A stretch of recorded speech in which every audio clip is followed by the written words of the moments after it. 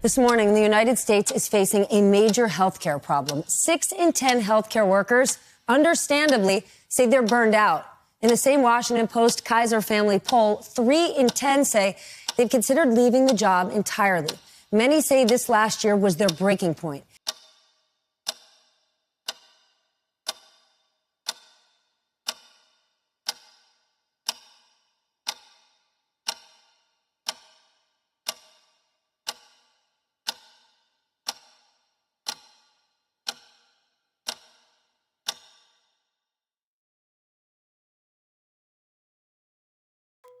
Let me guess. You woke up tired, checked your phone, saw 3 notifications, remembered 5 responsibilities, and suddenly your nervous system was in a staff meeting. You told yourself, today I'll finally catch up. But it's interesting, isn't it? No matter how productive you are, no matter how organized you become, no matter how early you wake up, that feeling never leaves. That quiet pressure sitting in your chest, whispering, you should be doing more. Yeah. That voice isn't random. It's not personality. It's conditioning. You're not behind in life. You're inside a system that survives by making sure you feel like you are. Welcome back to Beyond Surface Level, where we question what's told and reveal what's hidden. Today we're exposing the most successful manager you'll ever have. The one living inside your head. There is a scoreboard running in your mind right now. It tracks your steps, calories, hours slept, tasks completed, emails answered, goals reached, habits maintained, time wasted.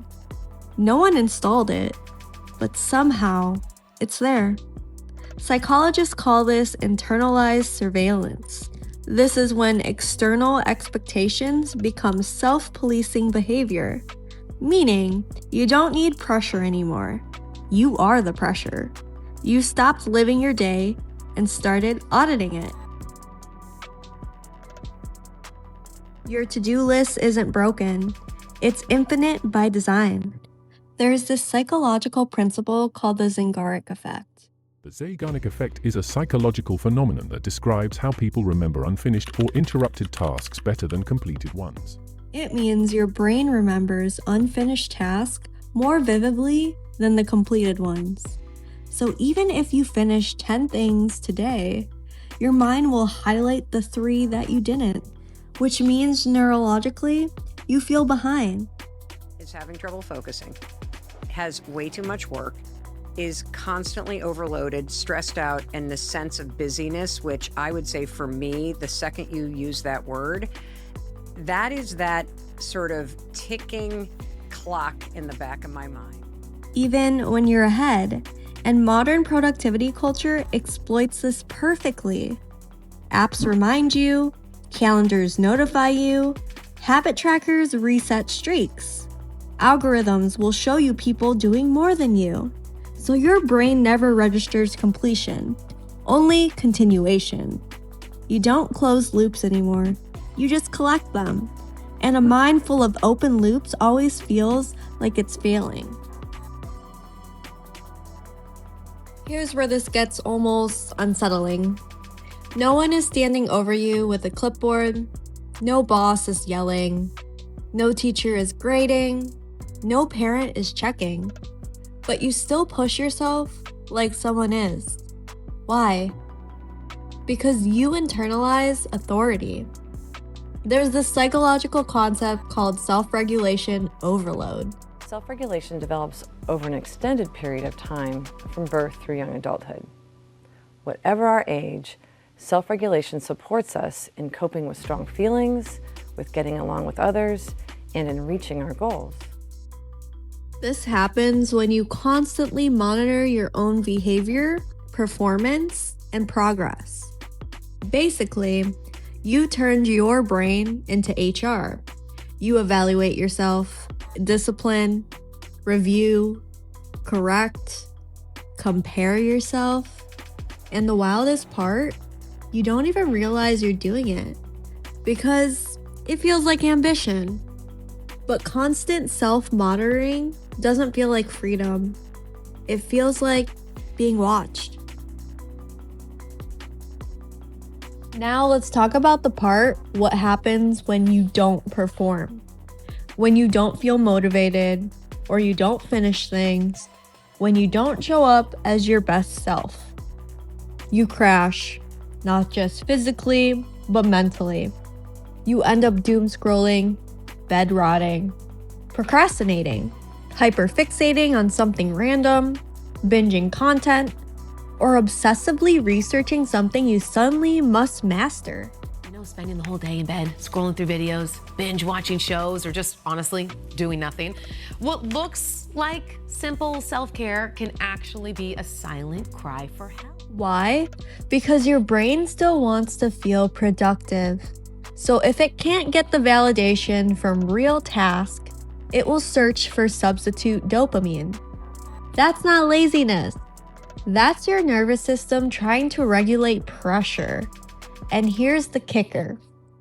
The more pressure you put on yourself to perform, the more likely you are to shut down. Psychology calls this task paralysis. Ever know what you need to do, but physically can't start? That's initiation paralysis. Neurodivergent brains struggle to transition from thinking to doing, especially without external pressure. It's not laziness, it's a disconnect in executive functioning. When overwhelm disables action. So the harder you push, the harder your brain will resist. This isn't really about task. It's about identity. Somewhere along the way, you stopped seeing productivity as something you do and started seeing it as who you are. You don't say, I worked hard today. You say, I was productive today. Which means if you aren't productive, who are you? This is called performance-based self-worth, and it's heavily studied in behavioral psychology. The feeling of your value in the world. Part of that is a reflection on those around you, but a lot of it is about what is our inner voice telling us about ourselves. Inverse actually happens is that because we don't believe in ourselves, we might quit, or we might fear failure, or we might not continue trying when things get tough. It means your self-esteem depends on output. So rest feels uncomfortable. Stillness feels suspicious. Doing nothing feels unsafe. Because if your worth is tied to doing, just simply being feels like failure. Let me just make this extremely real for you. There is no finish line, not because life is busy, because the standard keeps moving. You finish your to-do list, you add another goal. You hit a milestone, you raise the expectations. You improve your routine, it's time to optimize it. There's actually a neuroscience concept called hedonic adaptation. Hedonic adaptation is the concept that no matter what happens to you, good or bad, you will always return to your baseline of happiness. This is why it's also known as a treadmill, because we always end up in the same place. It means humans quickly return to a baseline level of satisfaction after achievements. Translation? Your brain normalizes success fast, so what once feels like progress soon feels average. Which is why the job you prayed for becomes stressful, the routine you were proud of becomes exhausting, the goals you chased become obligations. Nothing is wrong with you. Your brain is designed to adapt, but productivity culture weaponizes that adaptation. It convinces you average isn't enough, rest isn't enough, progress isn't enough, you aren't enough. So you keep running, not towards something, just away from feeling behind. And here is the simple truth most people don't realize until burnout forces them to. You are not a machine that needs optimizing. You are a nervous system that needs regulating. You do not exist to complete tasks. Task exists to support your life. Let me say that one more time. You don't exist to complete tasks. task exists to support your life. Productivity is a tool, not your identity, not your value, not your proof of worth. You are allowed to rest before you earn it. You are allowed to pause without explaining it, and you are allowed to exist without measuring it. Because freedom isn't having time. Freedom is not feeling guilty when you have it.